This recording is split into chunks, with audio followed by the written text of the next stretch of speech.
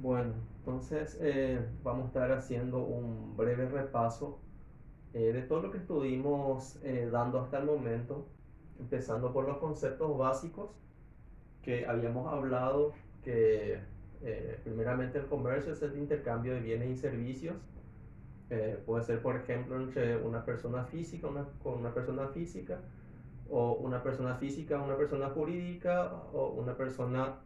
jurídica con otra jurídica. Cuando hablamos de las personas jurídicas nos estamos refiriendo a todo lo que sean la parte de sociedades comerciales, como por ejemplo SA o SRL.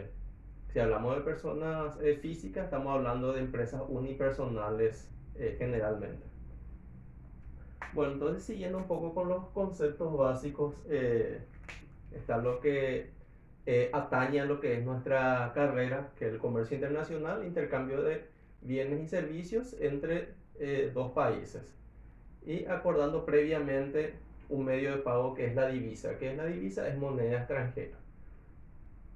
Por lo tanto, que cada vez que se hace alguna carta oferta por parte del exportador al importador, ahí se acuerdan ciertos puntos importantes, no solamente relacionado a lo que es la mercadería, sino que también al tipo de moneda que se va a utilizar,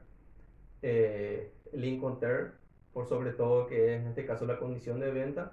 que logísticamente van a saber las partes cuáles son sus responsabilidades y si hay algún tipo de financiación, que eso ya es algo independiente a los Incoterms, que ya cada uno deberá acordar con el banco cómo será la forma de pago, si va a ser contado o si va a ser eh, con una entrega y el saldo a financiar, o si la totalidad de la operación va a ser financiada. Por lo tanto, ese ya es un acuerdo aparte de lo que son los Incoterms, ya que es la parte financiera y que cada uno, sea importador y exportador, deben acordar eso con sus respectivos bancos. Y obviamente está también lo que es el contrato de compra-venta, donde se especifica de manera general todos los términos que se van a tener en cuenta en la operación. Bueno, entonces los Incoterm son en este caso las normativas internacionales que establecen derechos y obligaciones entre importador y exportador en un proceso de compra-venta internacional. Por lo tanto, que cuando las partes decidan cuál es el Incoterm o cuál es la normativa internacional a utilizar, ya cada uno debe saber cuáles son sus responsabilidades u obligaciones durante el proceso operativo de la transacción. Están los organismos internacionales, que son aquellas entidades eh, que cada una tiene sus respectivas funciones, siempre buscando brindar ventajas o dar ciertas cooperaciones, o buscando ventajas dentro de lo que es cada uno de los ámbitos de dicha institución, por ejemplo en el sector comercial, en el sector financiero, en el sector cultural y así sucesivamente. Eh, Están los bloques comerciales, como por ejemplo el Mercado Común del Sur, que es en este caso el bloque comercial donde está nuestro país Paraguay, asociado con otros países como Brasil, Argentina y Uruguay. Entonces, estos cuatro miembros lo que buscan es, en este caso, la libre circulación de bienes y servicios.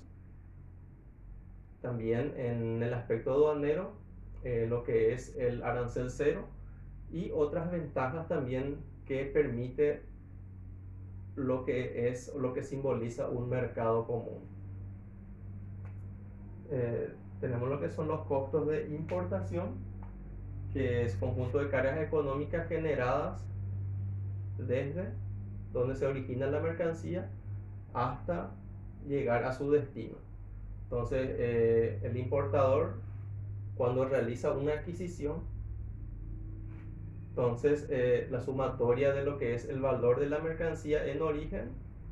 que posteriormente se van adicionando todas las cargas logísticas, todas aquellas etapas por las cuales atraviesa la mercancía. Cada una de las etapas implica costos que se van adicionando al valor inicial de la mercadería hasta llegar finalmente al depósito del importador. Bueno, entonces eso es lo que es costo de importación. Por lo tanto, una vez el importador recibida esa carga económica acumulada, debe agregar en este caso los costos y los gastos internos de la empresa, porque una importadora, como cualquier empresa privada, tiene sus obligaciones económicas y asimismo también tiene sus expectativas de lucro. Por lo tanto, debe adicionar esas cargas económicas llamadas costos y gastos internos al costo de importación, y a eso adicionar la utilidad pretendida para que finalmente ese sea el precio de venta que va a estar comercializando en su mercado. Tenemos después lo que es costo de exportación, que en este caso el exportador, que muchas veces oficia también de fabricante del producto a ser exportado, a ser vendido internacionalmente. Entonces las cargas económicas, como por ejemplo lo referente a materia prima o materiales o insumos necesarios para que puedan formar parte de la mercadería, la mano de obra, que es el personal o el conjunto de operarios que van a estar aportando la fuerza laboral para poder fabricar ese bien, y las cargas fabriles, que también conocidos como costo indirecto de fabricación, que se refiere al consumo de energía eléctrica, depreciaciones de maquinarias, depreciaciones de instalaciones, mano de obra indirecta, que estamos hablando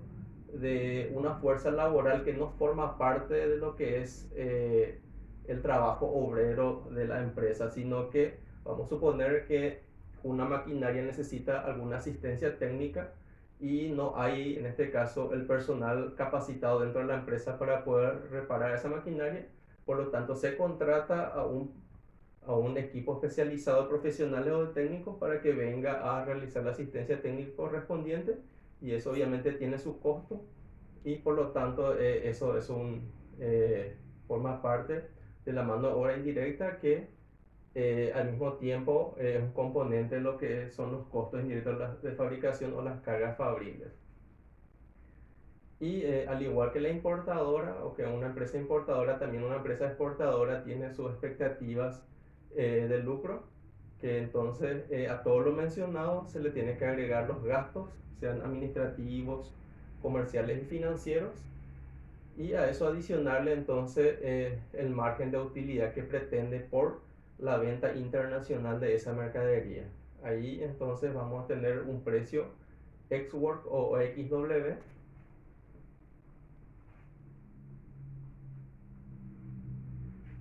Un export que sería en fábrica. Entonces después de eso, dependiendo del acuerdo con el cual se llega al importador, entonces esto se van a ir sumando otras cargas económicas que van a ir componiendo los demás Incoterm hasta llegar al Incoterm acordado. Pero vamos a suponer que el Incoterm acordado es export, entonces por lo tanto este precio que acabo de explicar va a ser el precio por el cual se le va a vender la mercancía al importador. Bueno, entonces tenemos ahora lo que es la aduana, que en este caso el establecimiento, un establecimiento público dependiente del Estado. ¿Y qué es lo que hace el establecimiento público? Es lo que hace el control, la regulación del comercio internacional de un país, y también lo que hace es el cobro de los tributos aduaneros, en este caso serían los impuestos internacionales. Y también tiene una función, saliendo un poco de lo que es de su establecimiento. Habíamos hablado anteriormente que todo el predio aduanero corresponde a zona primaria, y saliendo de eso, o sea que el resto del territorio de la República es zona secundaria. Entonces, ¿qué es lo que hace en la secundaria? La zona secundaria, entonces, las tareas de represión del contrabando. Y entonces, ¿qué es contrabando? es el ingreso clandestino de mercancías, que lo que hacen es evadir los impuestos aplicados por la autoridad aduanera, con el fin de introducir o formar parte de un mercado ilegal no reconocido, en este caso por las autoridades, no solamente aduaneras, sino que otras autoridades oficiales del gobierno que se encargan del área comercial del país. Potestad aduanera, conjunto de deberes y atribuciones que tiene la institución aduanera en lo que conforma todo el sistema del comercio internacional. La legislación aduanera, que es la ley 220 mejor dicho, la ley 2422/04, porque la ley 220/93 corresponde a la regulación de los honorarios del despachante de aduana. Y en este caso, la legislación aduanera no solamente está compuesto por el código aduanero, sino que también por decretos emitidos por parte del Poder Ejecutivo que afecten a la operativa aduanera, y también los tratados internacionales suscritos por nuestro país, como por ejemplo el Mercosur, que también forman parte de lo que es la legislación aduanera. Tenemos los regímenes aduaneros, que son en este caso los tratamientos que recibe la aduana, o en este caso la aduana da, por así decirlo, un nombre a ciertas operaciones que se van realizando, como por ejemplo una operación de compra internacional. Entonces la aduana le da como un nombre oficial importación definitiva, o si es en este caso una venta internacional, entonces la aduana le da como nombre exportación definitiva. Y siguiendo con esto, digo definitiva porque hay casos donde se da una importación temporal y una exportación temporal, que en ambos casos deben cumplir un cierto plazo, o entran al país o salen del país por un cierto tiempo, generalmente por un año, prorrogable por un año más, pero que luego después ya, en este caso, cuando ingresa debe retornar a su país de origen, o cuando egresa debe retornar al país. Ahora sí pueden en este caso pasarse una importación definitiva, pero cumpliendo con todos los trámites oficiales correspondientes. Tenemos el sistema Sofía, que es el software utilizado por la autoridad aduanera, donde se realizan todos los trámites correspondientes, y de manera aleatoria lanza tres canales. Por ejemplo, el verde, que indica que solamente la declaración detallada debe ir al departamento de registro, para que el funcionario aduanero, una vez visualizado, dé su conformidad para poder ir al depósito a liberar las mercaderías.